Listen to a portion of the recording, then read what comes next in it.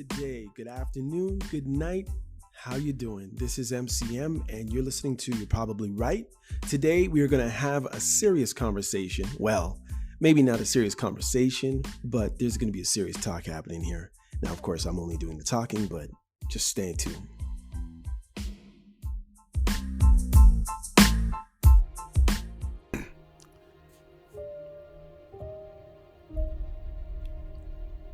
Hey, what's up, y'all? This is MCM, and you're listening to You're Probably Right podcast, of course. I got another special one for you. But remember that this podcast is for entertainment purposes only. Hopefully you will get those creative juices in your mind flowing. And if not creative, then maybe it'll give you an idea into some men's ways of thinking and why some people have been successful in their relationships and why others have failed miserably. I'm sure there is exceptions to both, and there's a lot of people in the middle and probably some crazy extremes. All right. Welcome to episode 168 of You're Probably Right podcast. I am MCM, and today we're diving into some real unfiltered truths about men and emotional vulnerability. My views have been, they've been okay, but I need to try to give you a little something on this one. We're going to explore what it really means for men to navigate relationships in the world, where traditional masculinity is constantly being challenged, from emotional, vulnerable, societal pressures to, respect, misunderstandings, and the need for independence. This episode I can't say it will cover it all, but you know what I mean. This isn't just another surface level chat. This is about why men feel the way they do and why that often doesn't get acknowledged. All right, here we go. Oh, I'm doing some funny business to the track here. I guess that'll be okay. So, I'm going to read you 10 key questions about men and emotional vulnerability.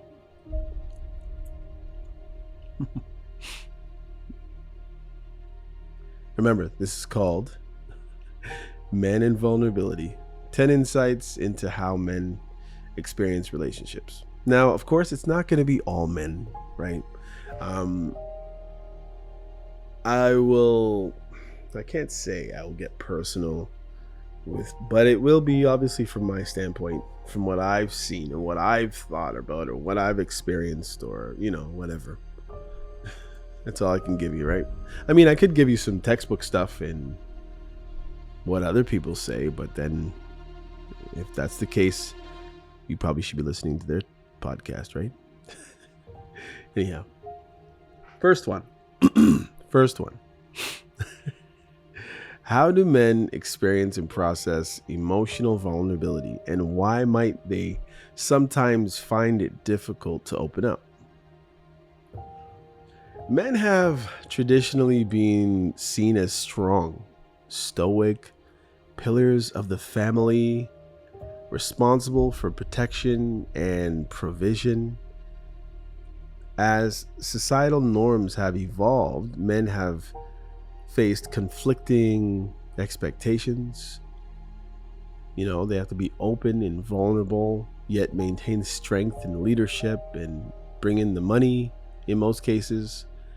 Many, fear that expressing vulnerability could lead to, losing respect from their partners or society, which is why they often struggle to open up. You never know, what is wanted really of you, or you think you do. Many people, many guys, they alter their ways of being in a relationship. And I believe this is the reason why the beginning of the relationship, women put up with so much more. I think many times they think they found the right guy. He's better than the last guy, or maybe he's their only guy.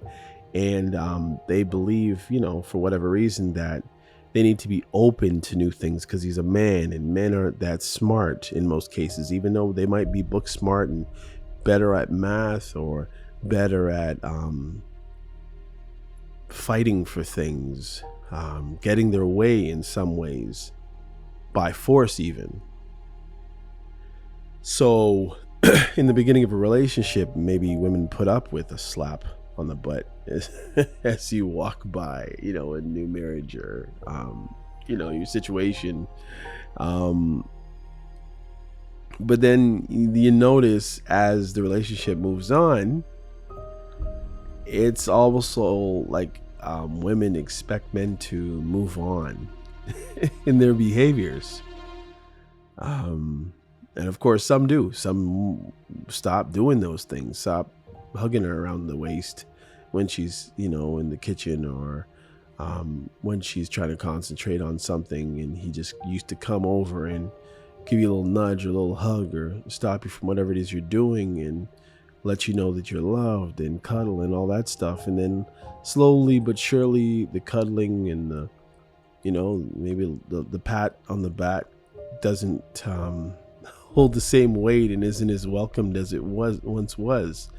And there's different things with vulnerability.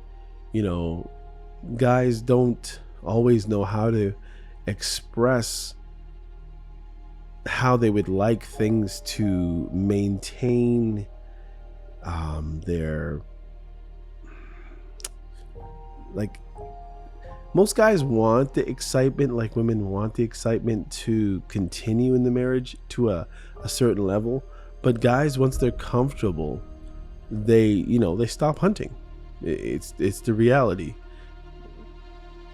Now, some guys are obviously thoughtful enough to continue to attempt to try to date their wives, but women have to understand that nothing's new anymore. Unless you're doing something new. But the reality is, men have lustful hearts and lustful minds, and they're visual, and they like to see shapes and sizes, and because we're people, we are not perfect for sure. And sometimes we fall back on our old ways, and a lot of the time men don't grow up. I'm not going to say evolve, because I don't think people evolve. I think you maintain who you are, and you might change for someone to a certain extent, or for a society, maybe what is acceptable. But on a whole, I believe you stay the same. And it's very difficult for a guy, just to, straight up. And I don't think most women want a man that's just going to straight up ball in front of them. I don't think they're looking for someone who is as emotional as they are. But I think, people always talk about this emotional intelligence. It's almost like if women want you to be able to read their minds a lot of the time. And sometimes they don't even know what they're thinking or what they want to do. And I think that's the reason why sometimes women like guys who lead and will make plans, or, it's a weekend and you finally got some time off together. So you're going to go somewhere and you want him to make the plans, decide where you're going to go and what you're going to do when you're there. And if you notice, a lot of guys have an issue with trying to figure that out. Not that they're necessarily lazy. Yes, some guys are lazy, but a lot of guys, it's going to show that vulnerability, which they don't really want to be with you. Like, I mean, maybe in, their mother dies and they cry in front of you, or something doesn't go their way. Maybe their job gets cut and they're totally distraught and ruined. They want you to be able to almost nurse them back to mental health. But they're not always going to want to show that side of them. and sometimes making the decisions for what you guys are going to do. It's almost like they're in charge of your total full happiness, and a lot of guys are just worried to choose the wrong things. And sometimes it's because of the way women come off and behave, when we pick it or we get it wrong. Guys get gun shy in making decisions sometimes because of the reactions that we get sometimes. I'm going to move on. I don't know if that really answered the question or even expanded, but I'm sure the first bit was good. What are some of societal pressures that men face that women might not be fully aware of? Well, men face pressures such as being the primary breadwinner, adapting, to a changing, household role. In many cases, men can take off mat leave now. They can call it pat leave. A lot of men don't make the most money in their families, in their home. Many men's kids make more at a way younger age. Many men's wives make way more than they do because the world has become more feminine, and the world has tried to make, in many, at least in North America anyway, have tried to open up and pay women a lot more than they used to. There was a time when men would get paid more money for the same jobs that women were doing, and now men are sometimes, or a lot of the time now, a lot less to be chosen for a job over women a lot of the time. So, but at the same time, if they've been raised in a somewhat stable home, and maybe Christian values, biblical values, old school values, the men should be the breadwinner. And a lot of guys are finding it harder and harder to do this. A lot of guys didn't spend as long in school as their wives. A lot of women choose men who don't make what they make as an income, because it's all about love. And sometimes we're getting our social location blathered up, and we think that everything, love will conquer all, and it won't be a big deal if he makes 55,000 and she's making 87,000. And it kind of the bargaining chips are a little bit skewed, and she gets more of those, and she has more hand. And some women have to wear the pants in the family because a lot of time they're more educated, and they make better decisions a lot of the time financially. So then you got to think about it. If she's making more money than he does, she might even have her stuff together, and maybe she even has a house, and he's coming out of a small apartment and didn't make much of investment for the future, but yet somehow he has this streak that she likes. So she dated him at first, and he tried to wine and dine her, because guys generally do. Of course, men many times have an ultimatum, not an ultimatum. What am I thinking of? That's funny. Ultimatum. I didn't even say the word right. Ulterior motives, and a lot of time, until we've got our man, we've conquered what we were trying to conquer, and a lot of time it goes right into marriage. Even a guy who would stay abstinent before he gets married to his wife will get to the point where sometimes guys lose their mind when in hunt for a woman. So sometimes we're not thinking straight. Sometimes we promise things that we don't mean, or we say things that we're not even sure of, but it sounds good. And a lot of the time, most of the time, it backfires on a guy. It's not always being 100% honest. And you don't have to remember the truth generally. After you've experienced it, you have an idea, or certain goals or certain rules about your life certain morals, then if you're sticking to those things and people ask you questions or ask you to do things, if you're honestly answering and honestly taking part in whatever you've been asked, then in the future, no matter how long it is, and I guess depends on how good it was, your memory will just click back and tell you exactly what you said the first time. But when you start to alter things to win a game, to hunt her down, to impress her, to impress her family, 5 years, 6 years, 7 years down the line, you might forget little bits and pieces of stuff that you said, or you might forget certain ways that you said you were, only because you were fronting. Fronting, you know?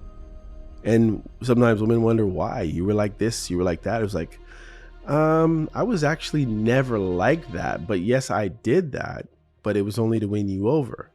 And, that's the sad thing. And that's the thing that men, need to realize.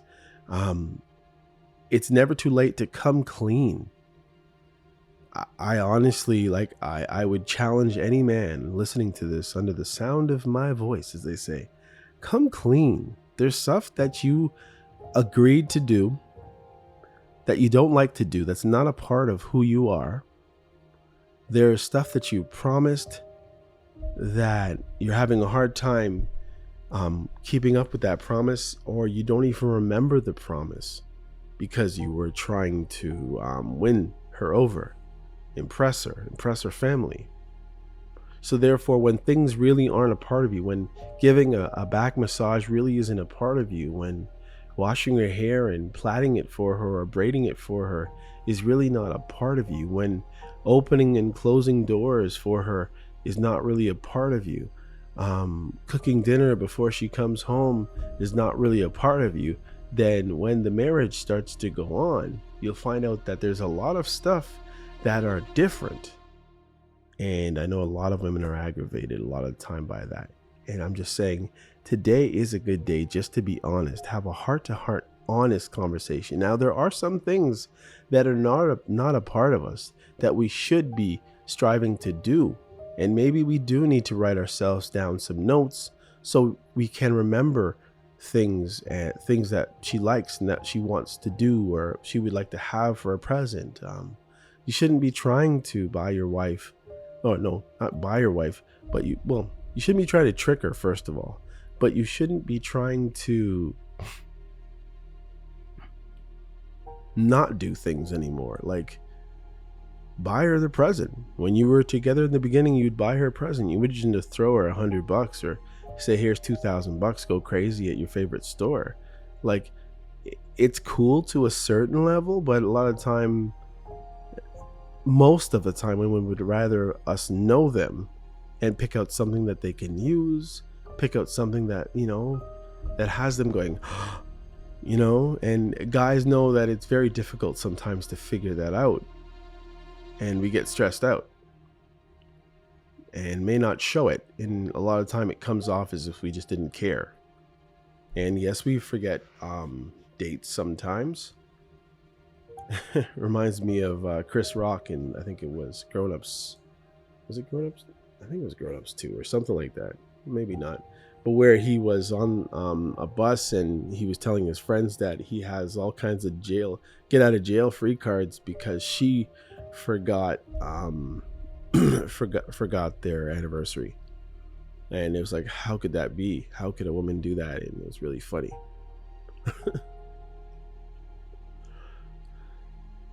So yeah, as I was saying, household roles have changed, and it's still conforming to expectations of masculinity. It's difficult. Do you shovel the snow? Does she cut the grass? Do you prepare the ground so she can plant the plants, or are you planting the plants now? Do you take pat leave, or does she? Does she get up in the middle of the night and rock the baby and go to work, or do you stay home and let her go because she makes twice as much money as you do? Balancing these modern pressures with traditional responsibilities can lead to confusion, stress that women may not fully realize. So there's a whole stronger side, expectations that men have on themselves that sometimes I think women don't understand. And that's why, sometimes things bug us about things that our wives do, their ideas of things. It's like there's no place for sometimes a man to be a man. Now, yes, there's always a place for him to kill the spider that crawled across the bedsheet somehow, or doing the heavy lifting, because frankly most of the case she's just not able to do it and can't do it. But at the same time, she can put on what she wants, she can go where she wants, she can do what she wants, she makes more money than you a lot of the time. And there's so many difficult things for, say, just the average Joe Schmo to deal with in a marital home these days, because there's so many things that society has changed on us, and we are still men, and many of us are changing, and not necessarily for the better. How important is emotional intimacy to men, and how do they define it within relationships? Emotional intimacy is crucial for men, but often, manifests definitely differently. It's not just about verbal expressions, it's actions like providing for the family, ensuring safety for men. Emotional intimacy can mean loyalty, mutual respect, and shared understanding of roles. And sometimes those roles now, as I was saying, are blurred. Like there's a vision that's blurred. Sometimes the mutual respect, the guys are not getting the respect because, I'm telling you, the providing of a man, or being the breadwinner, is so important. And I know a lot of guys will go into relationships with women who are already financially stable, who already have a house, who already have a car, have their own mechanic. Some of them are mechanics. So it's like, for a man to really find out where he belongs sometimes in a family unit is difficult, because now it's almost like if he can do it, she can do it, and everything is mixed up. And a lot of guys are still not, although many men try to adhere to societal norms and how things are changing with the sexes and the genders and this and that, but a lot of the time men still have the same,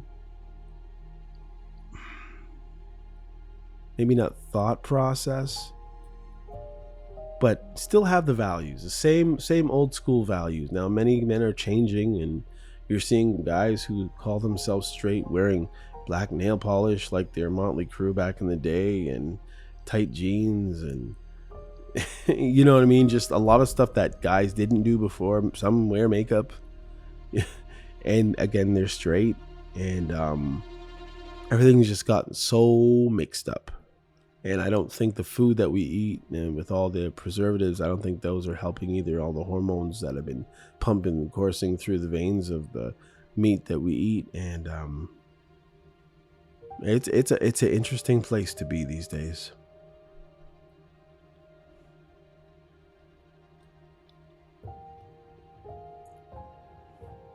What are common insecurities that men have but rarely discuss, and how do these affect their relationships? Common insecurities include fears of not fulfilling the provider role, for not satisfying their wife, losing respect, or feeling financially inadequate. Many times guys try to have their woman think more modestly when picking their family home. Sometimes, even if they had their home and now they're together, most men are trying to not break the bank. But a lot of guys are finding out that nearly all of their paycheck is necessary with sometimes the places that the women want. And a guy will say, yes, we'll get it, my baby gets what she wants. And even though feeling the pinch, it's like, man, I can't really afford this place. and I have a full-time job, would like to get another job, but feeling broken down, worn out. And sometimes, I've noticed that there's a lot of employers that are not very accommodating with the hours that you get sometimes these days. So guys would like to do another job, but the job is just not good for family life. They like the hours that you're given on those extra jobs sometimes don't really work when you have to. These insecurities can lead to stress, emotional withdrawal, which ultimately impact the relationship by creating distance and preventing, open communication, because like sometimes we have nothing to say. We have all these insecurities. Is she pleased with us? Is she going to stay with us? Did she see someone she'd rather be? Is she comparing us to her father, who is way more successful than we are? Is she comparing us to the men in her office who are making what she makes and more? How do we hold her respect? How do we command it? Just from who we are, not, forcefully saying you must respect me. I believe that respect just happens. Unless you're dealing with just a disrespectful person. I think there's a certain level of respect that just comes with being in a male-female marriage, courtship. But when you don't show yourself as a man to be the provider, to be the protector, women fight now too. Women drive buses now, garbage trucks. Women are police officers. All the things that men used to aspire to be, women are doing those things. And a lot of times men can't even qualify for some of the jobs that women were doing. Like, how often do you go into a school, if you have kids, and see head secretary or a secretary or office assistant as men? Still not very often, where they've been women for a long time. And then there's also the principal now, man. Sometimes there's been women, obviously, who've been principals, but I'm just showing that, like, a lot of the leading roles, even in different places in society that used to be men or kind of reserved for men, are now being given to women, sometimes at a high rate, because of all the inequalities in the past. And things are just different. Anyhow, I just wanted to touch on this a little bit. If you check in the description, you will see also 5 more ways that men deal with stuff. And I think it's a good conversation to have with your spouse. As I was saying earlier, which I probably should have delved a lot deeper into. But women have to understand that there's a lot of things, sadly, that men agreed to that they weren't really about. And sadly, many men have lied. Many men have hidden things just because they were trying to win themselves a prize, who is their wife. And sometimes the sweet mouth or the flattering words go away. The flattering behaviors, the flattering touches and caresses and care have left. When she's sick, he's not bending over fully backwards because maybe he's still bitter at something that she didn't do that she used to do, or ways that he thought she would be that she has no intentions of being that way. And then there's the friend concept, and where women who don't even have a man will be somehow having their ideas resonate in other people's relationships, making it difficult for men. And a lot of time, those women who do that, I won't even get into it. Let's keep it simple. Anyhow, I'm going to shut it off right here at almost 30 minutes exactly. I'm trying not to go as long as I was going before in some of my other podcast episodes, because I realize it is just one person and I don't want to just mutter on forever. Anyhow, Check out the description. There'll be some more concepts. As I say, it probably is a good idea to discuss these things as a couple. I think it would be beneficial for many. Anyhow, I hope I helped out and I didn't cause any arguments. And I'm wishing you a good day. Take care. This is MCM, and you're listening to You're Probably Right.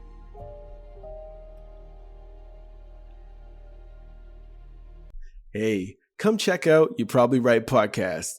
Society is getting more unpredictable every day, but at the same time, predictable in its unpredictability. Say that 4 times real fast. Come with me as I attempt to find clarity in all the fog while staying way outside the box and kicking the box way down the road with my size 12 ducks. I use the Bible, experience, education, fortune, misfortune, life's lessons, life's mistakes to sort through all the mess. I talk about news, God, God, self-help, sports, sickness, health, music, parenting, love, humbleness, hurt, pain, joy, and all the things that might make you say, I never thought of it that way. Hopefully, anyway. Also, I take a stab at answering tough and not so tough questions, and all the while understand that, listen, sometimes you end up in the hot seat and there's no thermostat. Well, that's how it is here. And because there's no topic, very few topics off the table, Torontonians will understand that Doug Ford reference there. Hopefully the podcast will be helpful and uplifting. And hey, maybe you'll find your own private Idaho here somewhere. Hope to see you soon.